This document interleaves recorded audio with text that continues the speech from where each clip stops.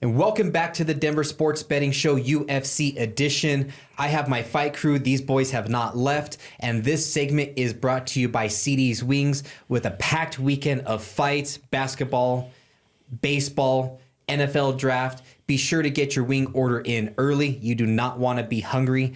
And this weekend we are talking about UFC Fight Night, Kansas City, Kansas, or Missouri.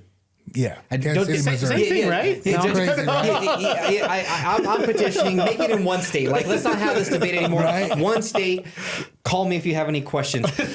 So when breaking down these fights and really diving into it, boys, I seem to be picking fighters and making fight predictions on who I like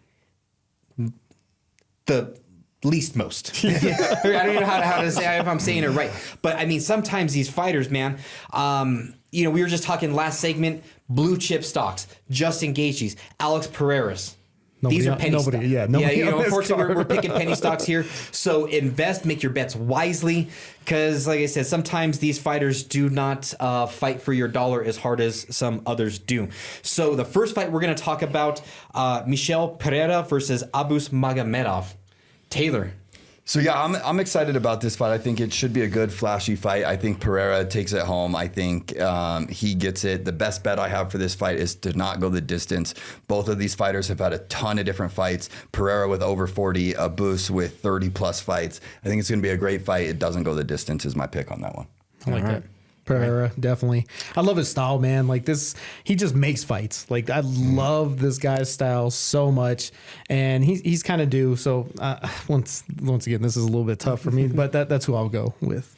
You know, Styles makes fights, right? And like Pereira, he's came out numerous times and shows what he does. But a last name Magomedov. It's hard to bet. Put my money on that, so I might have to go with that guy. Yeah. Okay. You know what I mean? Yeah. Anytime you're going with the OV, you know what I mean? He was knocked down by Sean Strickland. Exactly. But yeah, I mean, and who does Sean Strickland really knock out? Yeah, exactly. Not too many people. No, exactly. And again, that doesn't mean that they won't be great fights. Just make your bets accordingly. Yep. These aren't max bets here, guys. No, I would not do that. So, moving on, we are going to skip the third fight on the card and skip right to Anthony Lionheart Smith versus Zhang Mingyang.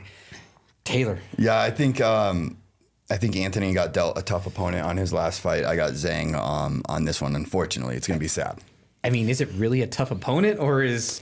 Yeah, I think Zhang, 18 wins, 18 first-round finishes. Against who? I think he comes out and makes a show out of this. Oh man, like Smith, like everyone in Colorado, right? Like wants to see this guy go out with a win. Like he deserves it. But man, just with the last couple fights, like you said, Zhang, like just dropping dudes in these first round, like it's so hard to go with him. But like, how do you even find value in Zhang? He's like a minus 400, right? So like minus 550. Yeah, there's no value there. So you got to do like a parlay, like where the KO in the first round to even try to get some value out of this. But I don't know. Maybe I just go Anthony and just pray that he comes in there at this last fight and goes. But I'm not dropping too much cash on this one. Yeah, as a betting man that I am, I'm definitely gonna put my money on Anthony Smith because yes, it is his last hurrah, and you saw me drop Justin Gaethje with the body shot. There it is. Yeah, I'm 44 years old. You know what I mean? So there's still hope for us old timers. I just like Anthony Smith. Trains out of a great camp. Factory X is a great camp. And here's the thing. The pressure's off him. Like, he knows he lost his last fight. This is his last one. He has a steady job coming out of the UFC, coming in and commentating. Let's go out there and fight, give it all you got, and come out with the W, Win me some money. Yeah, exactly. And I only make picks when I feel like they're going to hit. Yeah. So I pick and choose which one. You guys have to make all the picks, and then and then deal with all the people on the internet, all the haters. I actually like Anthony Smith. What is being overlooked here is this is his last fight. He's going to fight with a little bit of extra juice. Yep.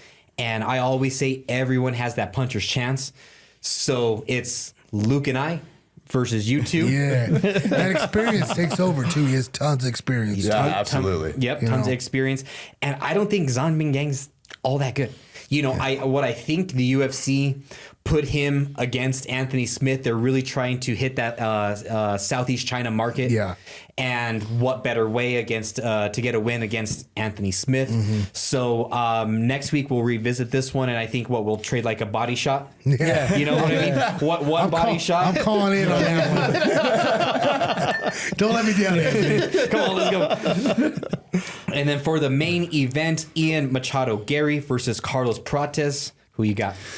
Yeah, I know you're saying these fights, but I love this fight. Carlos is on the Fighting Nerds. They're like 19-0 in the UFC. They're on an absolute tear. The scientific method they have of training is absolutely insane. Anytime that one of their fighters are fighting, I'm definitely tuning in. I got Carlos all day versus Ian Garry Machado. How to sneak that in?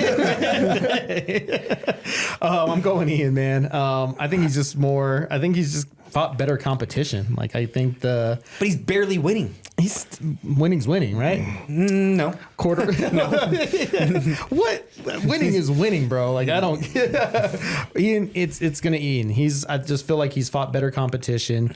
He's just a little bit more well-rounded. So that's who I'm going with. This fight is definitely a hard one for me to pick because you're right.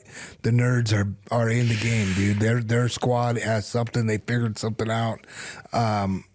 I don't know what they're doing over there, but they're doing it and they're winning. But I will take Ian on this card. I will say nerds prove me wrong. And but like I said, I mean it's just Ian's been on a little run and it hasn't been pretty every time, but he finds a way to get the W2. So my money, not a lot of money, it's going on Ian. Yeah. And again, I make my prediction, and I am going with Prates on this one.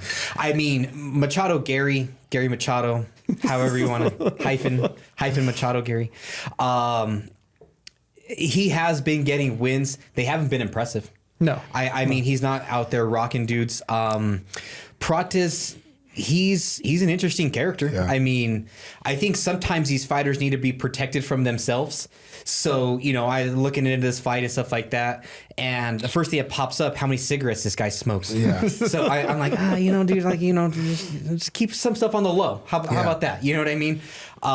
So that was the only thing. I'm like, maybe his cardio, maybe his conditioning, but at the end of the day, I'm gonna go with the better striker.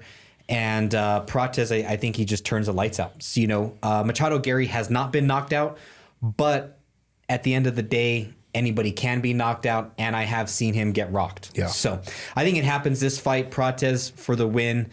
It's a split. It's a split 2-2. So I said we throw a wing on it. So next time you I was come in, thinking about all this. You know what I'm saying? Okay, we'll drink the bottle, then do body shot. Yeah, there we go. let's throw a wing on it. Though. Okay. Let's throw a wing. And you two, so next time All right, you're on, cool. if Ian wins, then you guys got to eat the hottest wing from CD's Wings. All right. Sounds Our good, sponsor, man. CD's Wings. You heard it here first. Serve it up. If you guys are into that stuff, you can do it voluntarily. We will have to be forced to do it. But you can get your order in at CD's Wings. Get that done. But before we sign off, we have a local boy fighting overseas, holding down the UFC or holding down the BKFC. And representing the Mile High City, Chris Camozie. You are very tuned into that fight. Why don't you tell them a little bit about it? Absolutely. So this Saturday, April 26th at 11 a.m. Mountain Standard Time, you're going to see Chris Camozie go and defend his BKFC cruiserweight title. Chris has had a storied career in the UFC and Glory Kickboxing. He's an absolute hometown hero here in Denver, Colorado. And friend of the show. Absolutely. He's been on the show before. He is somebody that always delivers an exciting fight, a genuinely good person. There's been some drama around this fight with a last-minute replacement. He's going against somebody that is has a very good following and undefeated record in bare knuckle in Italy. But I cannot wait for this fight. I cannot wait to see Chris go out here and bring that title back here where it belongs. What's those odds at? I didn't find the odds yet, but last time I checked, the pre-update for it was Chris at like -500. So I think that's rightfully so. Yeah, he's going against somebody that it's his BKFC debut and his title shot. but I cannot wait to see Chris shine. I've seen him in the gym preparing for this fight, man. He's absolutely ready, and I can't wait for this one. Yep. And fighting in Italy, all respect to the Italian fighters, is not like fighting in the United States of America. Let's go red, white, and blue. Get the job done. And I know he will. I have all the faith in the world in Chris Camozie. Like I said, blue chip stock right there. Yeah. 100%. So be sure to tune into this week's fights. Thank you, Luke, for joining no us. problem. I feel we have to have you back. We did not Absolutely. even scratch the surface of all the information you could share with us. Again, be sure to get your wing order in early this weekend. Said BKFC starts at 11 and sports all day long. And be sure to tune in next week and check us on all the socials.